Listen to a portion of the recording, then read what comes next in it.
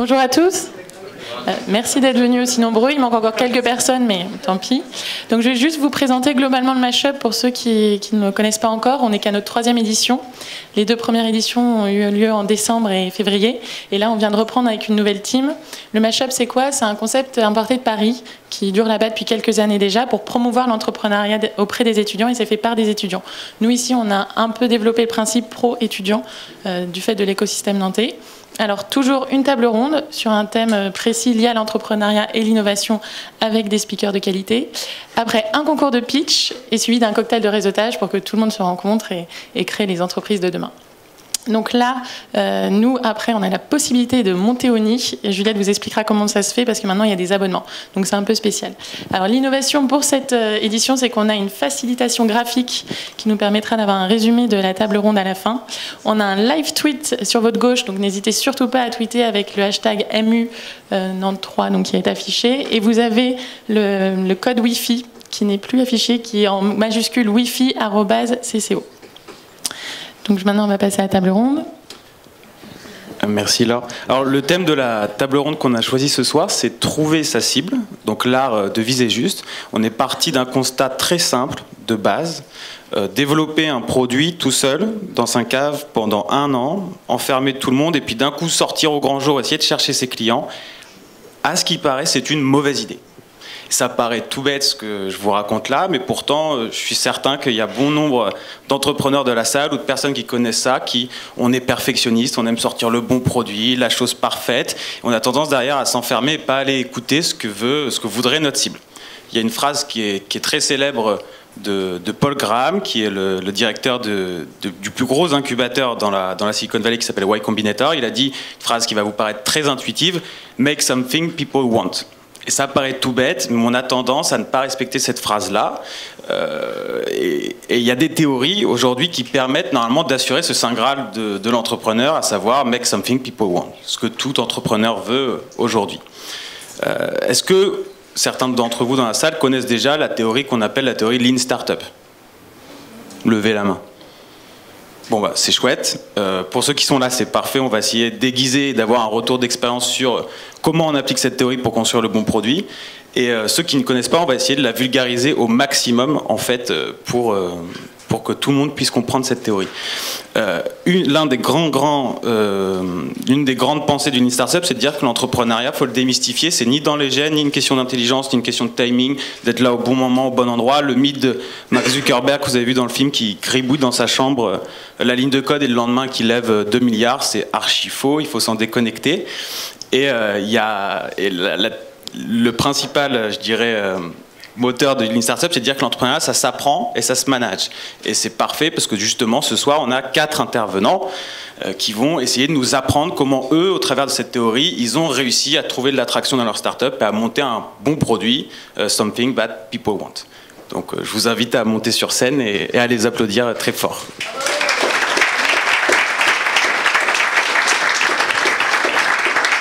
Et surtout, on applaudit la BNP, qui est notre partenaire désormais, grâce à qui nous n'aurions pas de cocktail ce soir. Merci à eux.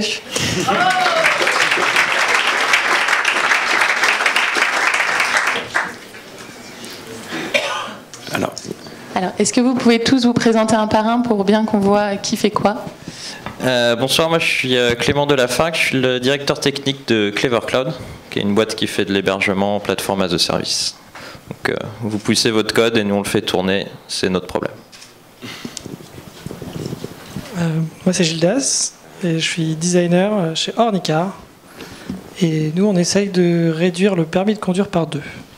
Voilà. Comment? Les points. Les points. N'hésitez pas à prendre un micro. Le prix du permis de conduire. Très bien. Oui, alors moi, je m'appelle donc Marie-Hélène Rochoine, je dirige le cabinet Stratégide. Donc j'accompagne plutôt moi les startups justement dans leur développement et leur réflexion. Voilà. Et moi, je suis le deuxième Clément, Clément Léocasi-Tovin. Je dirige l'agence d'inspiration theinsperience.co, avec une petite équipe derrière là-bas. On intervient auprès de clients qui sont habituellement des grands comptes et des ETI pour les aider à faire émerger des nouvelles pistes d'innovation en fait, au sein de leur organisation. Très bien, merci beaucoup. Alors Timothée nous a présenté différentes manières, notamment le Lean, qui est une manière un peu moderne pour retrouver sa cible. On va commencer avec des méthodes plus classiques, ce qu'on peut apprendre en marketing, qui sont par exemple les études de marché.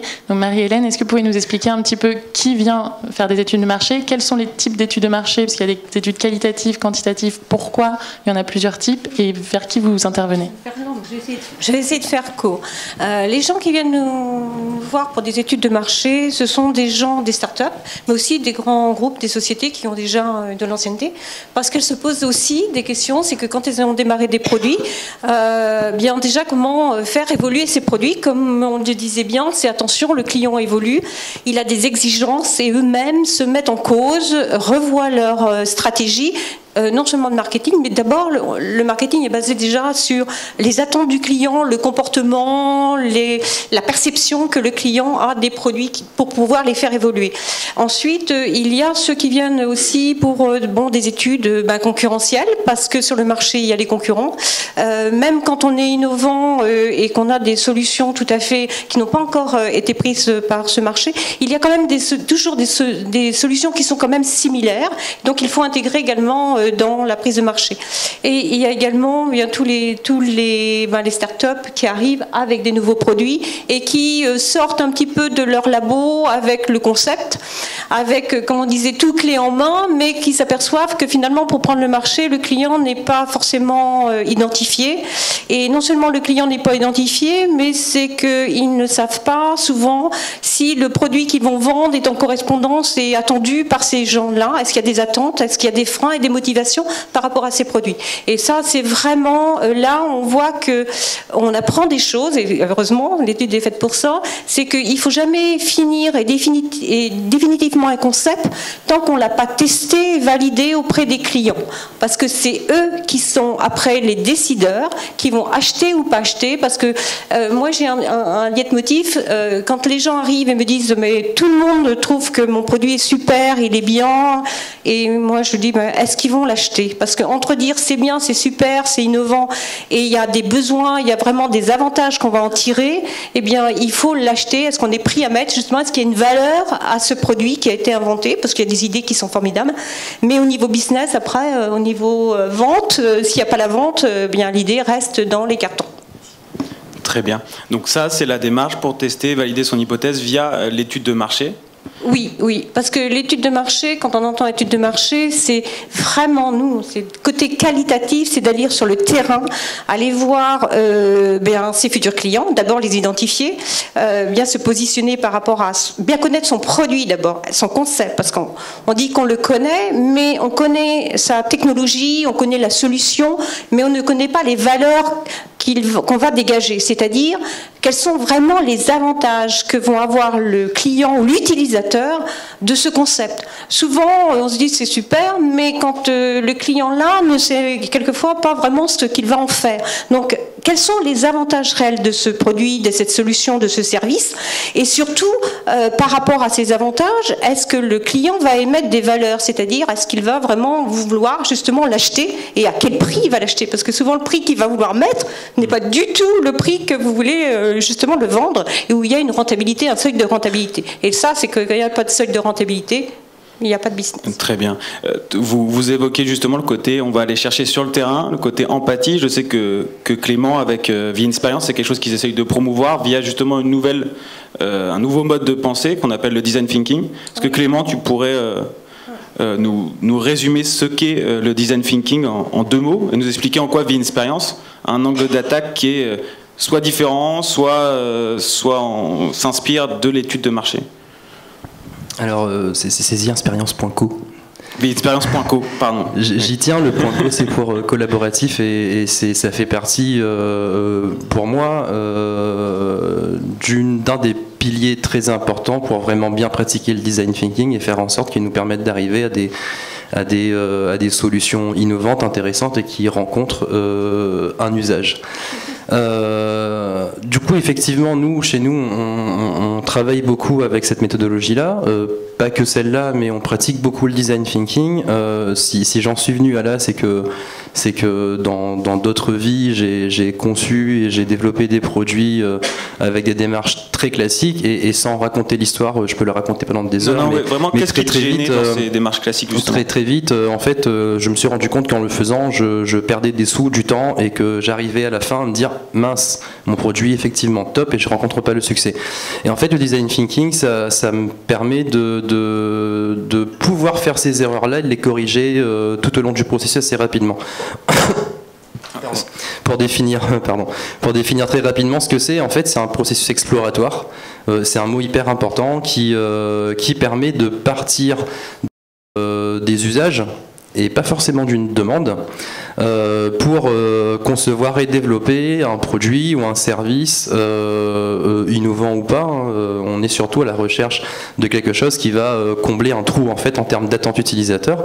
Donc on va explorer des problématiques, on va identifier d'abord un défi global auquel on va se dire voilà, on va y répondre, rattaché à une cible a priori. C'est là où l'étude de marché peut recoller à la démarche, parce que moi je l'utilise au tout début de la démarche pour me dire ok, je veux relever tel défi qui s'adresse a priori à telle cible. Par contre, tout au long du processus ensuite, on va vraiment explorer des problématiques usagers en allant sur le terrain, en observant ce qu'ils font, en les suivant, en allant chez eux, en ouvrant leurs portes, en regardant ce qu'ils font avec leurs différents produits, services, en étudiant des usages bien particuliers. De là, on extrait des grandes problématiques auxquelles on va répondre avec plein d'idées qui peuvent être générées avec un processus différent. Et puis petit à petit, on va concevoir le produit ou le service qui va bien pour répondre au défi principal, mais surtout pour résoudre les lacunes qu'on a identifiées sur le terrain avec les utilisateurs pour générer ces produits et ces services, et in fine, comme vous le disiez, le tester ensuite très rapidement avec l'utilisateur pour faire en sorte que ce qu'on est en train de développer colle bien aux besoins. Et tout ça, ça veut dire un truc, c'est qu'on part pas en se disant je fais mon produit, ensuite je regarde si j'ai une cible. En fait, je pose un défi, je vais voir tout de suite ma cible a priori, enfin des extrêmes en fait qui caricaturent un peu ma cible a priori, et à partir de ce que j'observe, j'extrais des problématiques, je conçois, et je fais plein d'allers-retours comme ça en fait pour essayer de répondre à leurs besoins. Merci. Gilda, vous êtes UX designer chez Ornicar. Ça vous parle, le design thinking? Est-ce que c'est quelque chose que vous mettez en place quotidiennement chez Ornicar? Comment vous avez fait pour trouver votre cible? C'est très important que des agences comme celle de Clément existent, puisque dans l'entreprise, c'est très difficile en réalité de tous les jours avoir une démarche de design thinking. Parce que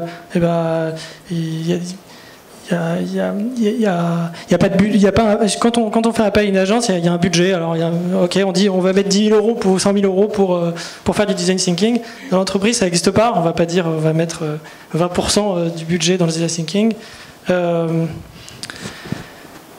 Néanmoins, mon boulot, en plus d'essayer de trouver des solutions, c'est d'être un peu une sorte de chantre du design thinking et de redemander constamment aux gens pourquoi est-ce qu'ils font quelque chose. Et pourquoi ils font quelque chose, ils doivent toujours le faire parce que les gens en ont besoin. Chaque métier est une corporation, et donc il y a des développeurs, des designers, des business développeurs, tout un tas de trucs, qui a ses habitudes, qui a ses envies, qui a ses objectifs. Et si on oublie qu'à la fin, le boulot de tout le monde, c'est de créer de la valeur pour quelqu'un, on a pas mal de chances de se perdre. Parfois on a de la chance, mais on a pas mal de chances de se perdre. Et ça, selon moi, c'est un peu le design thinking. Moi, je viens du design produit, donc de faire des tables, des choses comme ça. Et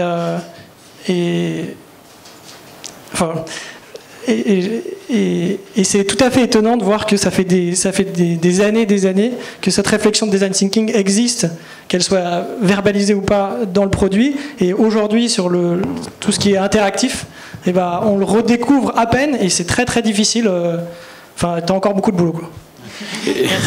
On va boucler le tour de table avec vous, Clément. Sur Clever Cloud, comment vous avez trouvé votre cible de départ? Est-ce qu'elle a un peu bougé et quelles sont vos méthodes? Notre cible de départ, c'était nous en fait. Clever, ça a été monté parce que la startup d'avant, en fait, on gérait plein de serveurs et enfin, moi, je n'en faisais pas encore partie, mais ça saoulait l'équipe. Et du coup, ils se sont dit, c'est chiant de gérer des serveurs. Et du coup, maintenant, on gère des centaines de serveurs. Mais globalement, en fait, nos premiers utilisateurs, c'est nous-mêmes. Ce qui est d'une part une bonne chose, surtout en informatique, en fait. En informatique, les projets qui marchent, globalement, c'est les projets commencés par une personne qui avait un problème et qui l'a réglé pour lui. Et ensuite, par accrétion, ça a grossi. Les projets avec une laundry list énorme en disant on va régler tous les problèmes du monde, ça va être super, ceux-là ils marchent pas en fait. En général, faut que ça commence par une personne qui règle son truc pour lui dans son coin et ensuite ça évolue. Et c'est un peu ce qui s'est produit avec Clever, c'est que l'équipe en fait, nous on est des développeurs, on a réglé nos problèmes. Après, c'est un peu le piège aussi, c'est que quand on utilise le produit, on a tendance à se reposer là-dessus et il y a des moments en fait on va oublier de prendre du feedback extérieur parce qu'on a énormément de feedback en fait déjà au sein de l'équipe. Ça c'est un problème qu'on a eu il y a quelques mois. Nous on utilise énormément notre plateforme pour déployer nos applications, donc c'est un produit, moi je m'en sers tous les jours. Et le problème c'était l'onboarding en fait, puisque les nouveaux utilisateurs ils utilisent la plateforme pas comme nous on s'en sert depuis des années et du coup en fait c'était assez particulier parce que d'une part nous on a plein de feedback mais on n'est pas forcément poussé à aller chercher activement le feedback externe. Donc pour vulgariser peut-être pour tout le monde, ouais. Qu'est-ce que tu appelles l'onboarding pour que tout le monde saisisse bien? L'onboarding techniquement c'est quand on va avoir un utilisateur un nouvel utilisateur, il va débarquer la première fois sur le site et comment il va être accueilli sur le site. On n'est pas là pour lui tenir la main, donc il faut qu'en utilisant le produit, au bout d'une minute, il décide qu'il a envie de se servir du produit et qu'il soit capable de s'en servir. Ça va être vraiment comment on passe de 0 à 1. On passe de je suis pas un utilisateur à je suis un utilisateur. Ce qui est une phase très particulière qui correspond pas du tout à l'utilisation en mode de croisière en fait du produit. Ok. Non, mais c'est sûr, ce qui est certain, c'est être sa propre cible. C'est super intéressant parce qu'au moins tu connais très très bien le problème et tu le résous toi-même. Donc c'est une énorme source de motivation. Après, ce qui va être moins facile, sans doute, comme vous le disiez tout à l'heure un peu tous, c'est de faire comprendre l'usage au fait aux gens. Moi, je vais utiliser mon produit, résoudre mon problème, mais je sais comment l'utiliser en fait. Donc ce qui est dur, c'est de faire comprendre l'usage. Donc il y a différentes méthodes, on le voit, soit du design thinking, soit des études de marché, soit les deux croisés, en fait, ça pourrait être complémentaire. Mais derrière, il faut bien tester sur ces cibles quelque chose. Donc il y a un mot barbare qu'on utilise aujourd'hui, je ne sais pas qui connaît ce mot-là dans la salle, le mot de MVP, qui est issu de la théorie Lean, ça veut dire Minimum Viable Product. Concrètement, est-ce qu'il y en a un d'entre vous qui serait partant pour donner sa définition d'un MVP et à quoi ça lui sert justement pour aller tester sur sa cible? Moi j'aime bien le définir comme étant le produit ou le service martyr. Yes. C'est comme ça que je l'explique en fait. Et parce que on va avoir une démarche, si je parle de design thinking, mais dans tous les cas, quand on crée une boîte, on veut répondre à un défi.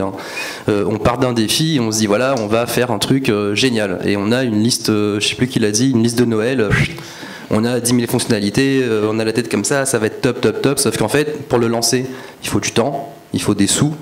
Et si on part dans une direction et qu'on arrive à un endroit où on a beaucoup parlé d'usage, mais tout à l'heure vous le disiez, vous parliez techno et modèle économique. On arrive à un endroit où en fait le modèle économique ne va pas, où la techno qu'on utilise ne va pas, où on se rend compte en fait que l'usage auquel on veut répondre, la techno en fait elle n'existe pas. Et on n'est pas dans la mouise. Du coup, pour moi, le MVP, ce que j'appelle produit martyr, ça permet de faire des petits sauts en fait, et de se dire voilà, je sais d'où je pars, j'ai envie d'aller là, et avec mon MVP, je vais essayer d'aller là sur cette droite. Ou cette courbe en fait. Et je fais un petit saut. Si jamais ça ne va pas, je vais corriger une des 3 dimensions. Parce que le design thinking c'est aussi ça, c'est on explore les 3 dimensions à la fois, donc éco, techno, usage. et je vais modifier des choses. Et du coup, ce que nous on fait généralement dans nos démarches, c'est que ce MVP, il prend plein de formes. Hein. Il peut prendre, si on parle d'une appli ou d'un site web, c'est une version alpha -1. On fait un truc à l'arrache, on veut tester un truc en particulier. Ça marche très bien, on continue, on avance un cran, ça ne marche pas, on corrige, etc. Enfin, moi, c'est comme ça que je le vois en fait, le produit martyr, parce qu'on va le mettre à l'épreuve du retour utilisateur, mais le plus vite possible, pour en retirer des enseignements qui vont nous permettre d'avancer très rapidement sans dépenser trop d'énergie et sans pleurer parce qu'on l'a dépensé tout si souvent en fait.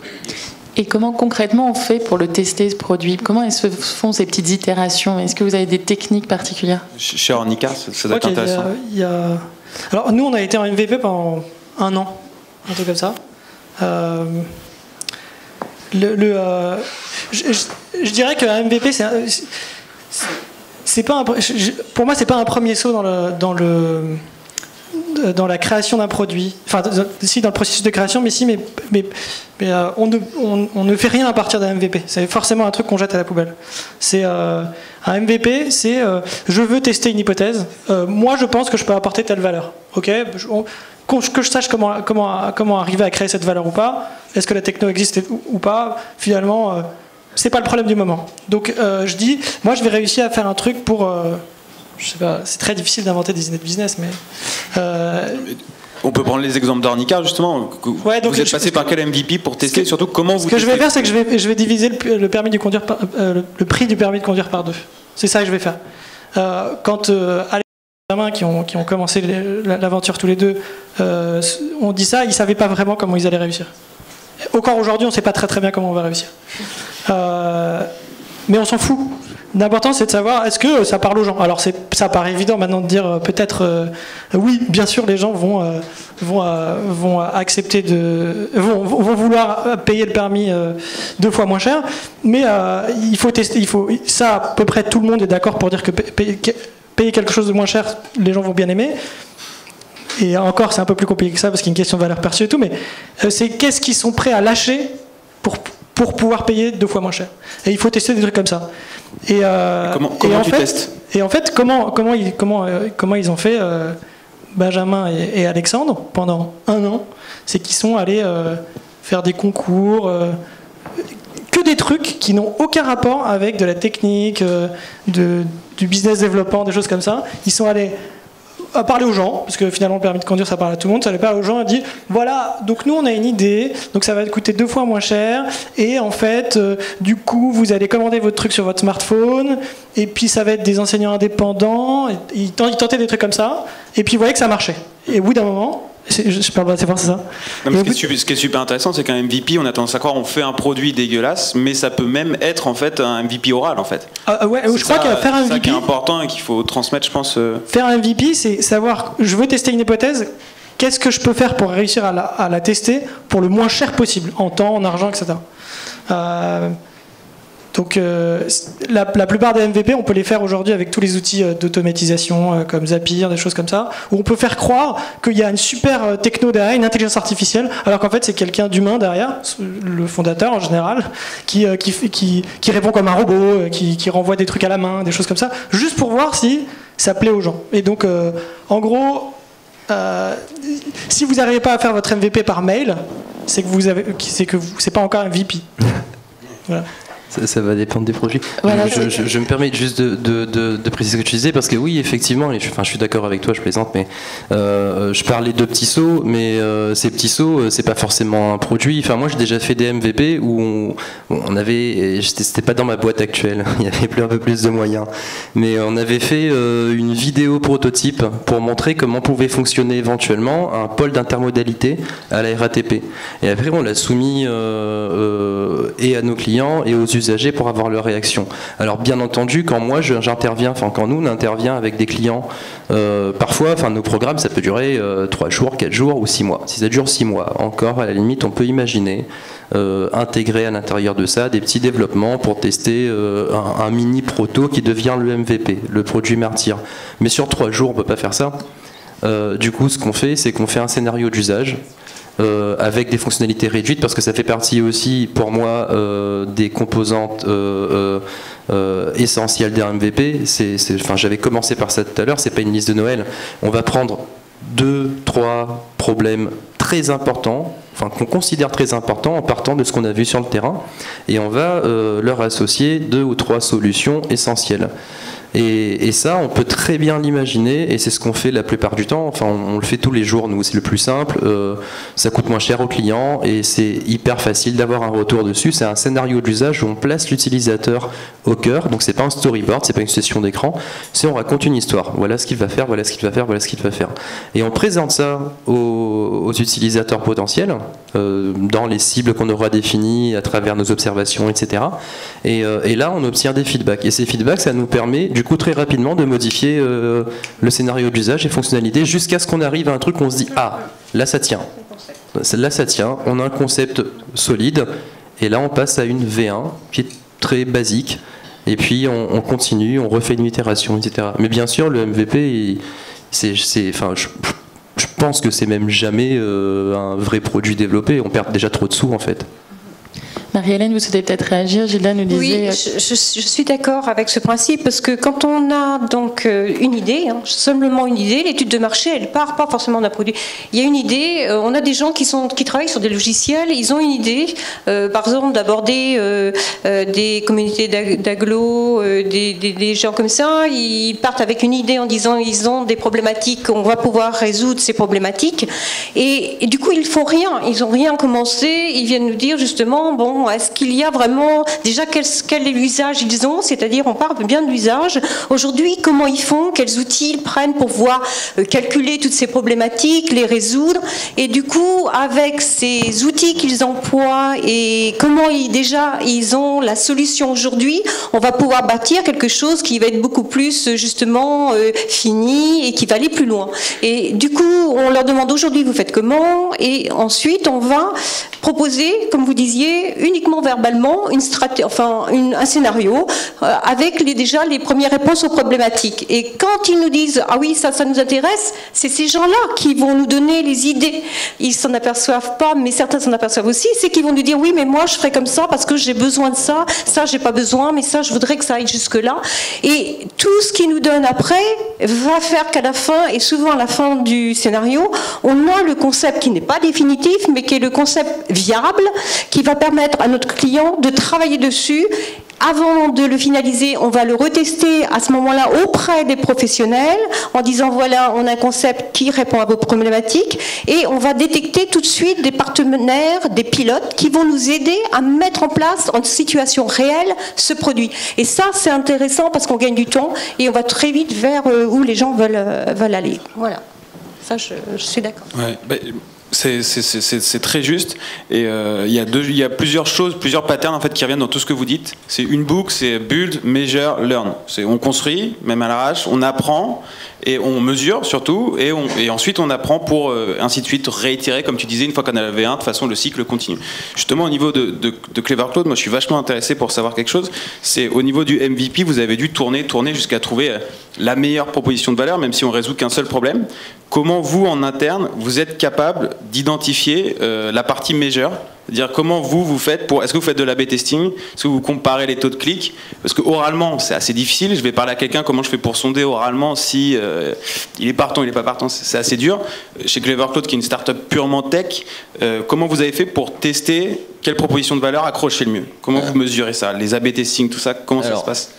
Faut savoir que Clever Cloud a commencé comme un projet de techos qui voulait régler tout.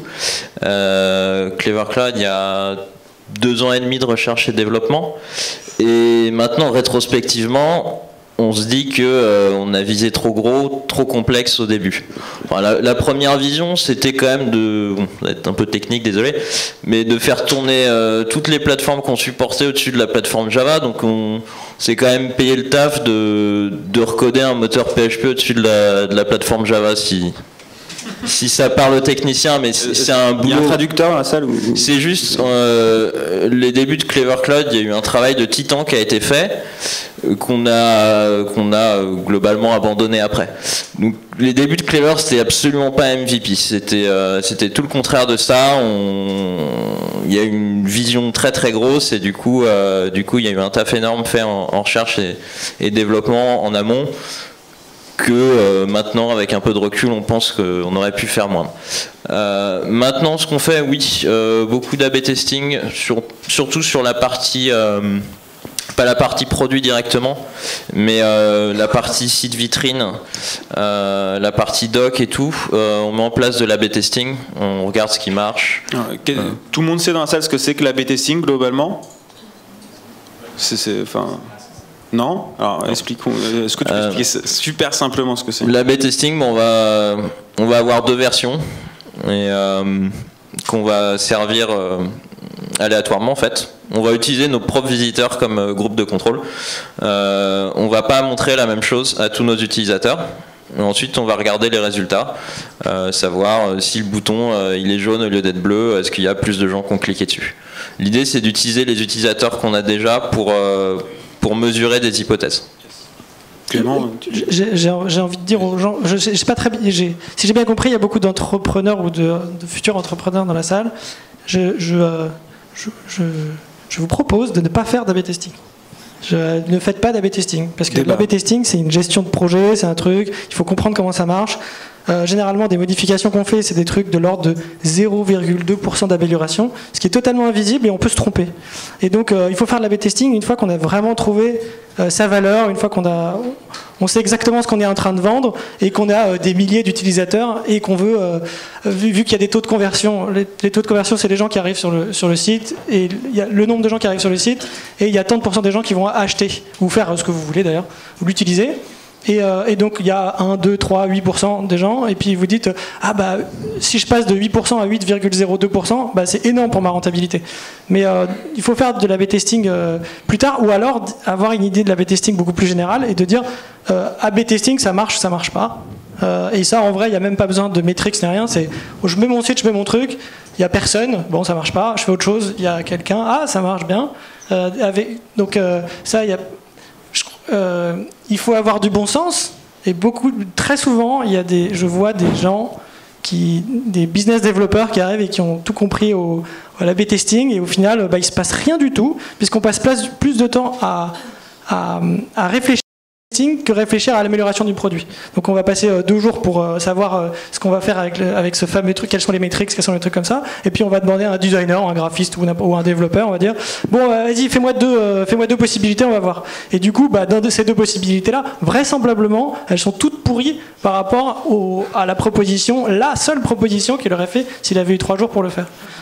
Il y avait un très bel article il y a quelques années sur Airbnb, donc Airbnb, le truc énorme, trop bien qui vient de Y Combinator justement, super, donc qui eux déjà avec une grosse valeur et tout, et qui étaient devenus fans de l'A/B testing et qui en fait perdaient leur bon sens parce que c'est une boîte qui a été montée par des designers à la base, donc des gens qui ont une culture de l'utilisation, on va dire d'ergonomie, quelque chose comme ça, et qui avaient un peu perdu qui testaient tout le temps.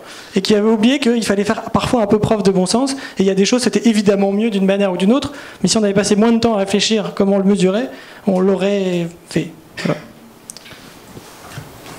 Merci. Tu plus sois, c'est ça? En fait, ouais, carrément. En fait, j'allais dire la même chose, c'est que l'A/B testing, ça marche et de toute façon, c'est un peu votre histoire aussi. Vous le faites maintenant. Ouais. On le fait pas sur le produit, on le fait sur du wording, sur le site vitrine. Clever a une vision technique, la vision des valeurs de l'entreprise, elle est extrêmement carrée et elle a un peu évolué, mais les principes cœur n'ont pas tant bougé que ça. On utilise l'A/B testing pour certains trucs, mais on n'est pas en mode Google où on va être complètement soumis aux statistiques. Oui, et pour le coup, c'est là où je te rejoins vraiment. C'est pour le coup, quand on est Google ou Facebook, Facebook le fait beaucoup. L'A/B testing peut marcher bien. Quand on est en train de se lancer, c'est beaucoup plus compliqué. Et moi, il y a un truc qui m'embête avec l'A/B testing. J'adore comme solution parce que à chaque fois que je pense à ce que Facebook fait, hein, je crois que c'est tous les mardis, si je me trompe pas, où ils mettent en place une petite fonctionnalité différente selon le cas pour tel utilisateur ou tel utilisateur, et puis ils implémentent une amélioration après. Je me dis waouh, sauf qu'ils ont une armée de développeurs, ils ont une armée de. Quand on est entrepreneur, c'est compliqué, on n'a pas la masse.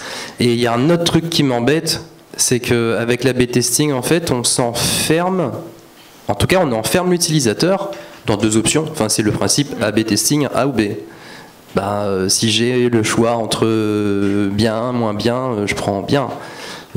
Après, si ça se trouve, il y avait une solution qui était extrêmement bien. Et là, je perds un peu plus je suis plus dans le qualitatif en fait. Et c'est là où faire réfléchir l'utilisateur différemment en termes d'usage, essayer de le projeter, etc. C'est beaucoup plus compliqué peut-être à mettre en œuvre, mais c'est moins coûteux à mon sens. Et on peut éventuellement envisager d'autres pistes d'évolution. Et pour faire ça, si on revient au MVP, c'est surtout là-dessus que je voulais rebondir tout à l'heure quand tu disais c'est 2 ans et demi de R&D et aujourd'hui on prend du recul et on se dit on aurait fait autrement. Moi je l'ai vécu ça. J'étais dans une boîte où j'ai passé 4 ans et demi à concevoir un produit. Je dirige une équipe de 4 personnes, on a ça comme spec, je l'ai encore, c'est des souvenirs sur mon disque dur, j'adore. Hein. On a des maquettes, on a tout, on n'est jamais allé voir l'utilisateur parce que il y a un truc qu'on avait en tête, c'est on savait qu'on allait résoudre un problème. La géolocalisation indoor. On a tellement mis du temps que Google Maps y était après. Hein. J'ai déposé 2 brevets sur le machin et tout, c'était génial, on était les meilleurs du monde. Sauf que 4 ans et demi de R&D, un peu de test et tout, on n'a jamais rien sorti parce qu'on voulait faire parfait. Et je pense que pour faire un MVP, il y a un truc qui est très très très compliqué, pas pour les entrepreneurs qui sont là ou les porteurs de projets, mais pour nos clients à nous, c'est de leur expliquer que on s'en fout en fait. Faites pas parfait, testez un truc, allez, on fait puis on voit. Et ça, c'est hyper compliqué en fait. Et surtout quand c'est notre bébé, c'est un gros risque. Notre bébé, on n'a pas envie de le montrer à des potes en disant ouais, tu vois, là c'est pas encore fait, machin et tout, mais regarde. Mais en fait, il faut faire ça quoi. Il faut faire ça comme ça. Et là, on a plein d'idées qui nous viennent de l'extérieur et on s'enferme pas dans un garage pendant 2 ans et demi juste pour se dire à la fin ah bah merde, pas de modèle économique, ça marche pas, j'arrive au bout d'un truc et ça c'est le gros risque en fait si on passe pas par une phase où on accepte de faire un truc je sais plus comment on appelle ça, mais un peu à l'arrache quoi. Enfin, voilà. On entend souvent dire qu'il ne faut pas faire parfait, c'est surtout lié à la méthode Lean qui est quand même plus adaptée à tous les outils digitaux. Mais si on sort un produit, notamment si on veut un beau produit qu'on place plutôt haut de gamme, comment on fait Marie-Hélène pour pouvoir le tester ce produit? On ne peut pas faire un premier produit moyen et après faire un meilleur packaging après.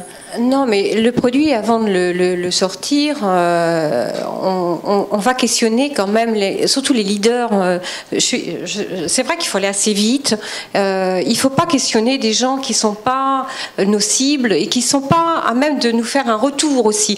On est exigeant sur le produit, donc il faut être exigeant sur les gens qui vont aussi nous donner leur avis et tester. Donc c'est vrai que je rebondis sur ce que vous faites quand vous êtes dans un projet. Vous avez la tête dans le projet. On oublie que c'est destiné à quelqu'un d'autre que soi, c'est son bébé.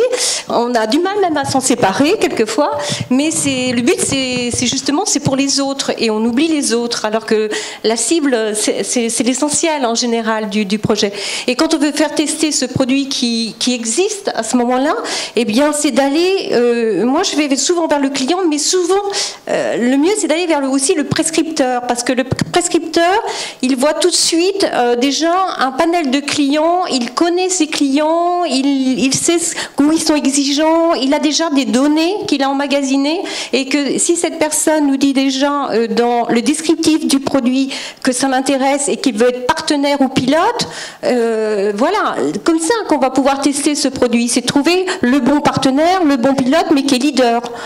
Le prescripteur, c'est le distributeur. Distributeur ou celui qui va, oui, qui est distributeur, prescripteur, oui, qui va, oui, nous donner, qui est le distributeur qui va toucher ou qui va toucher beaucoup de clients ou qui va. C'est pas forcément celui qui vend, mais c'est celui aussi, le prescripteur, qui va amener le client, qui amène le client vers nos produits.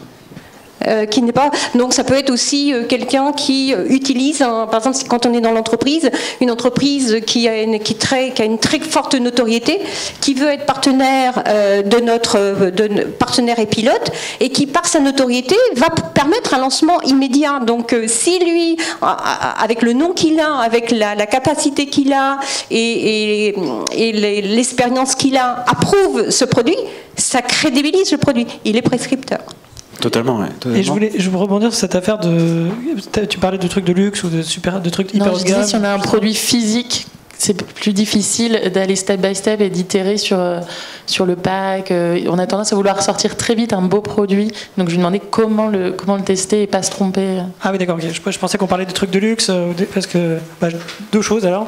Sur les petits produits, en fait, ce qu'on a envie de faire... Enfin, sur les produits, pardon, ce qu'on a envie de faire, c'est du truc de masse. Et en fait, le MVP, c'est le premier objet fait à la main ou même fait qui coûte éventuellement assez cher, mais c'est pas ça le vrai produit. Le vrai produit, c'est celui qui est fait en masse. Les prototypes. Donc on montre un prototype qui a, justement, c'est le contraire, qui a coûté hyper cher, et on fait croire qu'il a coûté pas du tout cher. Est-ce que vous êtes prêt à l'acheter pour 100 fois moins cher? Et ensuite on trouve la solution. Pour revenir sur le luxe, pour ceux qui veulent travailler dans le luxe, je sais pas, il y a une sorte de théorie assez basique sur l'économie, le marché. Il y a la création de valeur et la capture de valeur. Et donc là, ce dont on parle de MVP, etc., c'est de la création de valeur. Comment est-ce que je veux faire pour créer de la valeur? Capturer la valeur, on pourra parler de gros hacking ou de choses comme ça, mais c'est quelque chose qui vient après. En tout cas, aujourd'hui, ça vient après. Et dans le luxe, c'est tout le contraire, mon avis. On fait beaucoup de capture de valeur. Un carré Hermès, ça coûte rien à faire, ça coûte hyper cher, des trucs comme ça. Et donc, je crois que ce dont on parle aujourd'hui, c'est pas du tout applicable dans ce truc-là. Dans l'habillement, les trucs comme ça, dans les startups, c'est toujours beaucoup moins cher, beaucoup plus accessible, beaucoup plus mobile, je sais pas quoi. C'est jamais des trucs exclusifs, même des voitures électriques Tesla ou je sais pas quoi. C'est moins cher, voilà, c'est pas du luxe. Ouais, juste un point pour le MVP, on dit que c'est un produit qui est pas parfait. C'est pas au sens on va faire un truc pourri pour le plaisir de faire un truc pourri. C'est plus au sens qu'on va faire quelque chose d'incomplet. Et qu'ensuite on va pouvoir utiliser l'expérience apportée. C'était les gens qu'on fait Basecamp qui disaient en gros à chaque fois qu'un utilisateur nous demande une nouvelle feature, on va refuser 4-5 fois. Et si au bout de la 5e fois on nous demande toujours cette feature, on va étudier le problème. Et ce qui se passe, c'est quand on refuse de faire une feature, les gens vont hacker autour du produit pour qu'ils fassent la feature eux-mêmes. Et là, on va être capable d'utiliser les workarounds mis en place par les utilisateurs pour construire le produit. Mais l'idée, c'est plus de ne pas être complet que de faire un truc moche, quoi. Exactement. Et de tester aussi la proposition de valeur. C'est-à-dire, il y a un type qui a monté le plus grand magasin de chaussures en ligne au monde. Il a commencé, au lieu de créer le beau site avec les belles features et les recos et le log et le côté social, il a pris des photos des chaussures dans les magasins, il les a mis sur un blog, il a vu si les gens étaient prêts à acheter en ligne les chaussures. Donc, si on résume, jetez-vous à l'eau, construisez pas quelque chose de parfait dès le départ pour tester. Justement, on disait quelque chose de super intéressant tout à l'heure, avec l'A/B testing, c'est cool, mais il faut déjà avoir une certaine masse d'utilisateurs pour que ça ait du sens. Donc typiquement, je ne sais pas combien il y a d'entrepreneurs dans la salle qui sont au stade MVP en ce moment. Alors on peut aller parler, mais comme disait Laure, sur un produit numérique, c'est beaucoup plus dur d'aller parler à ces utilisateurs. Si je sors mon MVP, je ne vais pas avoir forcément de captage de mail, c'est pas très facile à leur parler. C'est quoi? 2 tools très rapides en dehors de l'A/B testing pour les jeunes entrepreneurs ici, pour pouvoir communiquer avec leurs cibles et échanger, pour itérer. Et secondo, aller chercher ses premiers utilisateurs, comment on fait? Tu as utilisé le terme de growth hacking récemment. Donc les tips pour tester, aller dialoguer avec ses clients quand on est dans le numérique. Et comment on va chercher ses premiers utilisateurs quand on est une start-up numérique aujourd'hui. Qui vous voulez? Il y a un truc dont tu n'as pas trop parlé, c'est peut-être que tout le monde connaît, mais il y a un truc qui est bien il y a un truc qui est assez pratique, un outil qui est assez pratique pour tous les entrepreneurs et tout le monde, c'est qu'il y a une partie de la population qui aime bien tester de nouveaux trucs. Voilà. Et si ça n'a pas l'air nouveau, ils n'aiment pas. Et en fait, plus le truc est pourri, plus ils sont contents. Et donc, je sais pas, on appelle ça des lead users, des trucs comme ça. Et pour n'importe quoi, s'il y a un petit peu de valeur, s'il y a un tout petit peu de valeur, il y aura forcément des gens dans la masse, une petite partie de ces gens-là qui vont vouloir tenter. Et ces gens-là, vous pouvez leur donner des trucs assez pourris, c'est pas très grave. Voilà. Ils sont contents. Voilà, donc il faut se sentir à l'aise pour faire des produits pourris parce qu'il y a plein de gens qui adorent ça. Voilà. Non, je rigole un peu, mais c'est vrai. Non, mais je suis d'accord. Il faut oser en fait. Hein, c'est tout.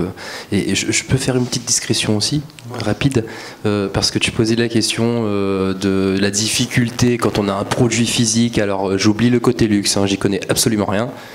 J'ai pas de carré Hermès. Mais ça serait mignon avec. J'oublie le côté luxe, mais sur le côté produit physique, moi, c'est des questions que me posent souvent des clients. J'ai travaillé avec une boîte qui fait des portes d'entrée.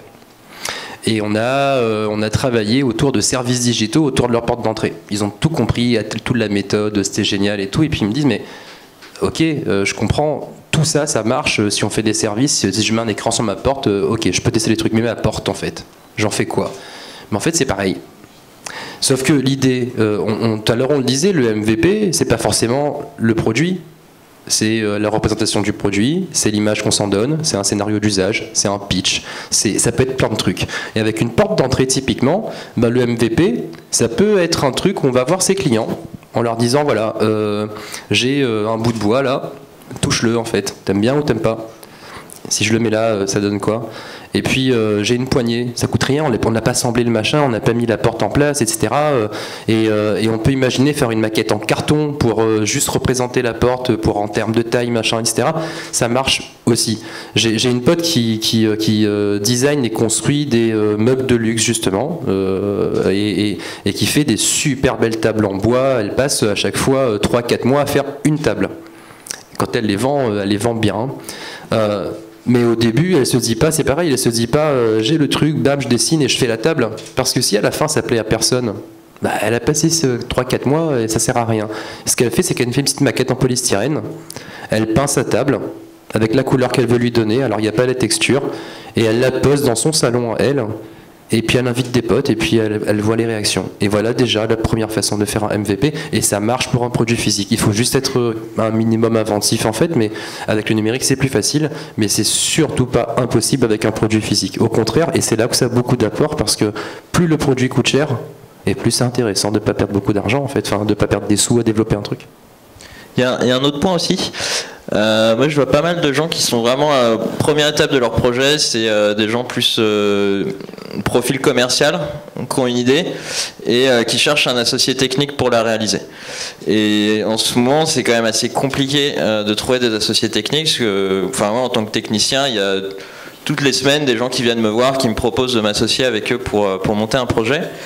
Et monter un petit proto avec un Google Form moche et répondre à des emails, c'est bien pour les utilisateurs, mais c'est aussi surtout bien pour trouver un associé technique en fait. Parce que moi en tant que technicien, quand il y a quelqu'un qui me dit j'ai la meilleure idée du monde et qui me dit j'ai juste besoin de toi pour la réaliser, je continue à discuter par politesse, mais voilà quoi.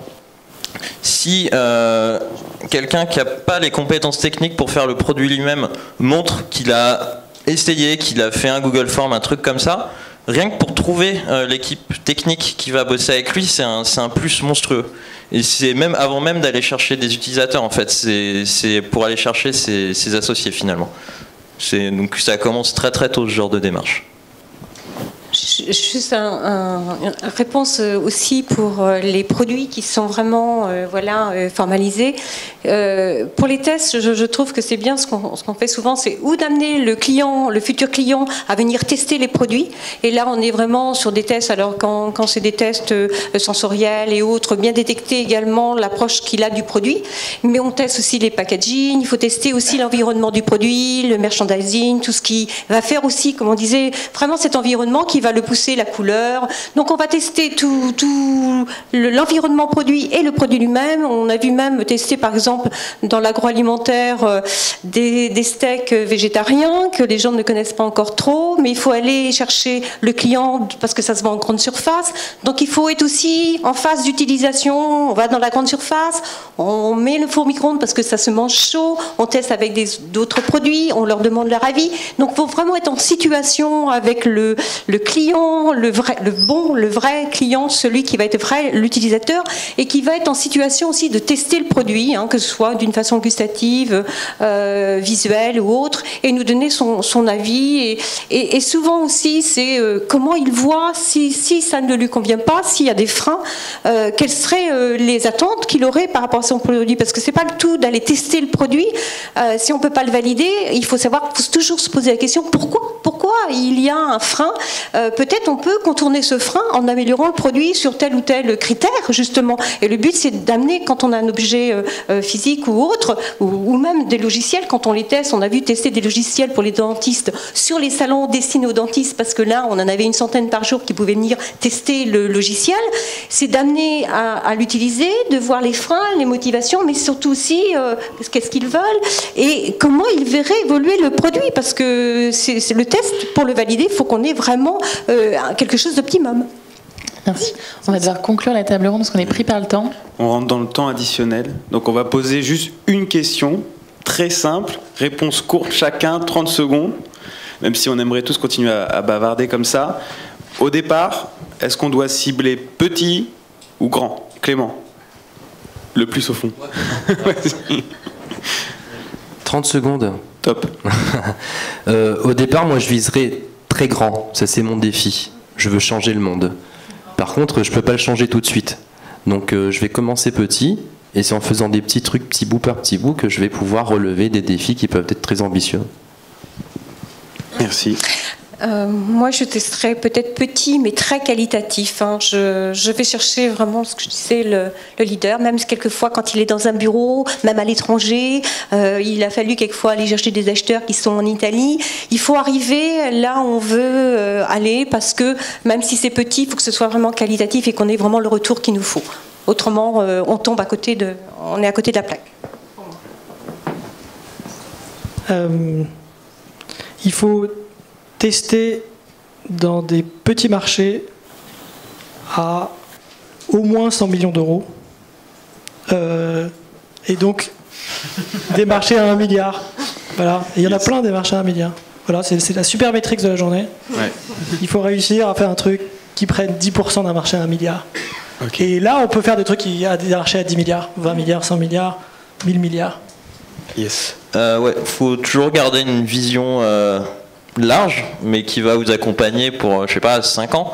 Et par contre, commencer dans des petites communautés très connexes, où les effets de réseau vont pouvoir agir pour faire un noyau dur et pouvoir avoir une base solide sur laquelle construire. Mais faut commencer petit, mais faut penser grand dès le départ pour avoir une vision à garder pour plusieurs années. Même si on la donne pas publiquement, même si on l'applique pas dès le départ, faut l'avoir dans un coin de sa tête. Commencer petit et penser grand, c'est ça? Voilà. Ça sera le beau mot de la fin. On n'aura pas parlé gros hacking, et je suis sûre que vous avez des petits tips, donc n'hésitez pas pendant le cocktail à aller voir. On n'aura pas parlé pivot non plus, mais je suis sûre que vous avez de belles histoires à raconter. On va passer au concours de pitch qui est animé par la dynamique Juliette Chanfreau. On a un peu changé de format. On peut applaudir les intervenants ici comme vous.